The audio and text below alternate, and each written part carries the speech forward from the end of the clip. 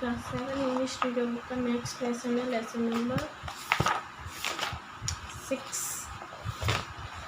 Number 6 जिसका नाम है how much does a horse know. एक हॉर्स मतलब एक घोड़ा कितना जानता है।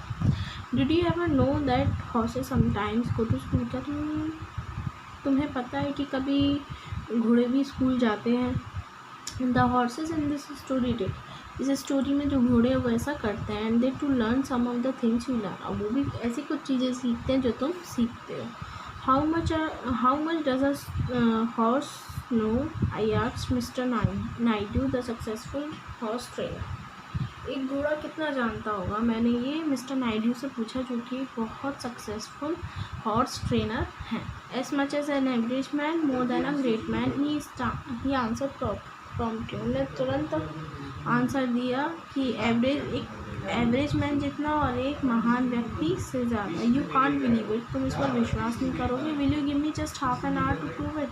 क्या तुम मुझे सिर्फ आधा घंटा दोगे इसे साबित करने के लिए। ही आस्क्ड, उसने कहा। But I said you can teach a horse certain tricks which become a habit of it.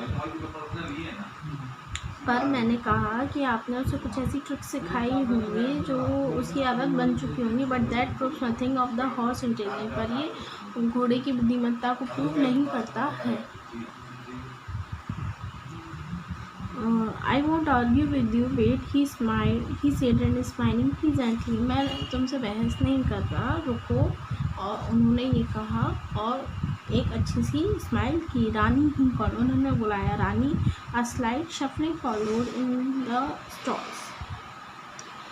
एक छोटा सा अपनी घुड़साल में हिलने डुलने लगा। Then a beautiful little baby male come trotting up to where we stood. फिर जहाँ पर हम खड़े थे वहाँ पर एक छोटा सा प्यारा सा बेबी मेल मतलब घोड़े का बच्चा, फीमेल बेबी वहाँ पर आया। She stopped beside the teacher and rubbed her head lovingly against his arm, gazing curiously at me. वो अपनी टीचर के पास आके खड़ी हो गई और उसने अपने सिर को उनकी आर्म से बहुत प्यार से सहलाया, ठीक है। और मेरी तरफ वो बहुत जिज्ञासा भरी आंखों से देखने लगी। Go to the gentleman the teacher asked. Teacher से उनके टीचर ने बोला कि इन जेंटलमैन को हेलो बोलो। रानी नोडेड हर प्रिटी हेड टुवर्ड्स मी। रानी ने अपना प्यारा सा सिर मेरी तरफ हिलाया, ठीक है। नाउ शेक हैंड्स, अपने हाथ मिलाओ। शी लिफ्टेड हर फूट, उसने अपनी अगली टांग उठाई। Is that the right foot, he asked. तो टीचर ने बोला क्या ये सही पैर है। One could actually see the look of confusion on her intelligent face as she quickly corrected her mistake. कोई भी उसके चेहरे पर कन्फ्यूजन देख सकता था, ठीक है ना। और उसने तुरंत ही अपनी मिस्टेक को करेक्ट कर लिया। रानी इज़ लाइक अ चाइल्ड। रानी एक बच्चे की जैसे थी। She can't see her left, वो अपनी लेफ्ट नहीं देख सकती। Said he fitting her affectionately, उन्होंने कहा उसको प्यार से सहलाते हुए। नाउ काउंट 1 2 3 ही एडेड। फिर उन्होंने कहा चलो ये 1 2 3 काउंट करो। Tap tap tap then the iron shod hoof on the floor. उसने टैप टैप टैप करना शुरू किया। अपने जो उसकी जो आयरन शूट थी ना लोहे की खुद, उससे फ्लोर पर, ठीक है। Good said the teacher, now get the gentleman a chair. बहुत अच्छे टीचर ने कहा जाओ अब जेंटलमैन के लिए कुर्सी लेकर आओ। I must confess that I thought he was going a little too far. मैं कबूल करना चाहता हूँ कि मैंने सोचा कि ये थोड़ी देर तक और चलेगा। The tricks she had shown were ordinary enough. जो ट्रिक्स उसने दिखाई वो बहुत ऑर्डिनरी थी, मामूली सी थी।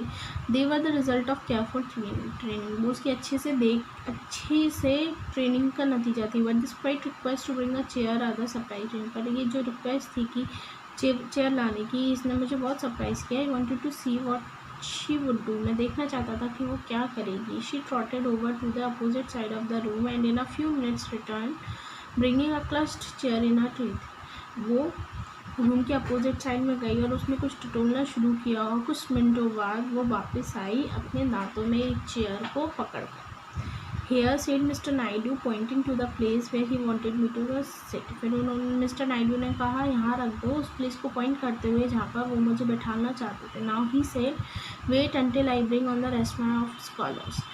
फिर उन्होंने कहा रुको, वेट करो जब तक मैं अपने बाकी के स्टूडेंट्स को ना ले आऊँ। He cross the room and put his hand on the swinging door that led to the stalls.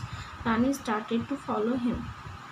ठीक है, फिर वो उस रूम की तरफ जाने लगे जहाँ पर घुड़साल थी। ठीक है, और रानी उनके पीछे पीछे जाने लगी। Why don't you stay with the gentleman, he said quietly without turning his head just as one would speak to a child. तुम जेंटलमैन के साथ क्यों नहीं रुकती हो? उन्होंने बहुत शांति से बोला, अपने सिर को पीछे घुमाए बिना, जैसे कि एक बच्चे से बोलते हैं, बिल्कुल वैसे। Rani turn obediently and come back to my side. Rani ने उनकी जो आज्ञा थी वो मानी एंड मेरे पास वापस आ गई। I must confess I felt rather embarrassed and hardly knew how to treat this little horse. मैं कन्फेस करना चाहता हूँ कि मैं बहुत शर्मिंदा हुआ। मुझे बिल्कुल नहीं पता था कि इन छोटे छोटे हॉर्स को कैसे ट्रीट किया जाता है। Suddenly I thought of some candy that I had in my pocket and soon we were getting on rather nicely eating candy together. फिर मुझे याद आया उस कैंडी के बारे में जो मेरे पॉकेट में थी, तो मैंने उसको निकाला और हम एक साथ उसको खाने लगे। ठीक है, in the mean time mister Naidu had return. और उसी समय मिस्टर नायडू वापस आ गए। A dozen horses followed him. बहुत सारे हॉर्सेस उनके पीछे पीछे आए। They marched in soberly and arranged themselves along one side of the room. वो बहुत गंभीरतापूर्वक मार्चिंग कर रहे थे और जो रूम का जो पिछला हिस्सा था उसके उधर बहुत ही मतलब प्रॉपर तरीके से खड़े थे। It would be impossible to describe all they went through, marching back and forth, dancing in perfect tune to mister Naidu's whistle, lying down, kneeling, doing, jumping at the quick command of the teacher. ये बताना बहुत मुश्किल है कि वो कैसे मार्च कर रहे थे, आगे पीछे कैसे मार्च कर रहे थे, मिस्टर नायडू की विसल की ट्यून पर, सीटी की आवाज़ पर कैसे डांस कर रहे थे, नीचे गिर रहे थे, घुटनों पर आ रहे थे, वो कर रहे थे, झुक रहे थे, जंप कर रहे थे अपने टीचर की कमांड पर। In fact his voice was so slow and gentle that it could hardly be called a command. उनकी आवाज़ इतनी धीमी और इतनी अच्छी थी कि उसको हम कमांड, आदेश नहीं कह सकते। It was more like a request which they very promptly obeyed. वो एक रिक्वेस्ट के जैसी थी जो कि ना जो हॉर्सेस थे वो तुरंत मान जाते थे। One handsome Arabian horse attracted my attention and the teacher at once called this horse to me. एक उनमें से एक बहुत अच्छा सा अरेबियन हॉर्स था जिसने मेरा ध्यान आकर्षित किया और टीचर था भी, और उन्होंने उस हॉर्स को हमारी तरफ बुलाया। How do you do Salim, he asked. उन्होंने पूछा, सलीम तुम कैसे हो? द हॉर्स बोल। तो उस घोड़े ने अपना सिर झुकाया। Is that the way you go in Arabia? क्या यही तरीका है जैसे तुम अरेबिया में वो करते हो? Salim at once dropped on his knees and touched his forehead to the floor. Salim ने क्या किया, वो अपने घुटनों पर आ गया और अपने माथे से उसने फ्लोर को टच किया। The teacher gave him the signal to get up. Teacher ने उनको सिग्नल दिया वापस खड़े होने के लिए। That is an extremely difficult thing to do, he said turning to me. उन्होंने पीछे मेरी तरफ मुड़ के कहा, ये सबसे मुश्किल चीज़ है करने के लिए। Does he understand what you say? I asked. मैंने पूछा, क्या ये समझा कि आपने जो बोला ये समझ गया? Does he not act as if he did? अगर वो नहीं समझता तो वो ऐसा क्यों करता? There is no doubt that the horse understand every word I speak to him. इसमें कोई शक नहीं है कि जो एक एक शब्द जो मैंने बोला है वो घोड़ा ना समझा हो। I could see no reason why, if a horse can understand the meaning of a go long, he could not learn more. So I began to teach 2 or 3 and soon I had this school around me who had it. मुझे समझ नहीं आता कारण कि अगर एक घोड़ा go long का मतलब दूर तक जाओ का मतलब समझ सकता है, तो वो बाकी चीज़ों का मतलब क्यों नहीं समझ सकता? शुरू में मैंने 1, 2 या 3 हॉर्सेस को टीच करना शुरू किया था। अब आज मेरे पास ये स्कूल है। I notice that you speak in a low quick tunes while so many who have anything to do with the horses are seen to yell at the top of their voices। मैंने ये notice किया है कि आप बहुत धीमी, बहुत ही प्यारी सी आवाज़ में बोलते हो, बल्कि जो बाकी के और होते हैं वो तो अपने हॉर्सेस पर, अपने घोड़े पर चिल्लाते हैं। A horse is not deaf. उन्होंने बोला कि घोड़ा बहरा नहीं होता। His hearing is more quick than some mans and yelling only tends to make him harder to manage. Horses की जो सुनने की क्षमता होती है वो आदमियों से भी ज़्यादा होती है, और जो चिल्लाना होता है वो सिर्फ उन्हें मोड़ता है उनका काम करने के लिए. You can lay it down as a rule that the louder a man shouts at a horse the less he knows about horses. तुम्हें ये रूल समझना होगा कि जितना एक आदमी एक हॉर्स पर चिल्लाता है उतना ही कम वो उस हॉर्स के बारे में जानता है. But than half of the man who have charge of horses now should be made to practice 10 years on a wooden horse before they are allowed to touch a living one. अब आधे से ज़्यादा लोग जो horse रखना चाहते हैं पहले उन्हें 10 साल तक वुडन हॉर्स लकड़ी के घोड़े पर ट्रेनिंग करनी चाहिए कि उसको कैसे ट्रीट करें, फिर उन्हें ज़िंदा हॉर्स देना चाहिए. How do you manage to teach them so much? I asked. मैंने पूछा कि आप इन लोगों को इतना सब कुछ कैसे सिखा लेते हो? Anyone with patience can train horses and almost every horse can be train. Patience के साथ, धैर्य के साथ कोई भी किसी भी हॉर्स को सिखा सकता है और हर एक और सीख भी सकता है. The trouble is that most people have very little patience and a great many horses are spoiled by half-witted owners who are not fit to have charge even on a wooden house. बस मुश्किल क्या है कि आदमी के पास patience नहीं है, उसके पास धैर्य नहीं है और बहुत सारे हॉर्सेस इसीलिए भी ख़राब हो जाते हैं क्योंकि उनके जो हाफ फिटेड ओनर्स होते हैं, मतलब कम अकल जो उनके मालिक होते हैं, वो उनको नहीं जानते कि उन्हें कैसे ट्रीट करना चाहिए. But by this time the peoples were become restless. और इस समय तक जो आदमी होते हैं वो रेस्टलेस हो जाते हैं, वो सबर नहीं कर पाते हैं. The school is dismiss the teacher said to them और walk back to their stable.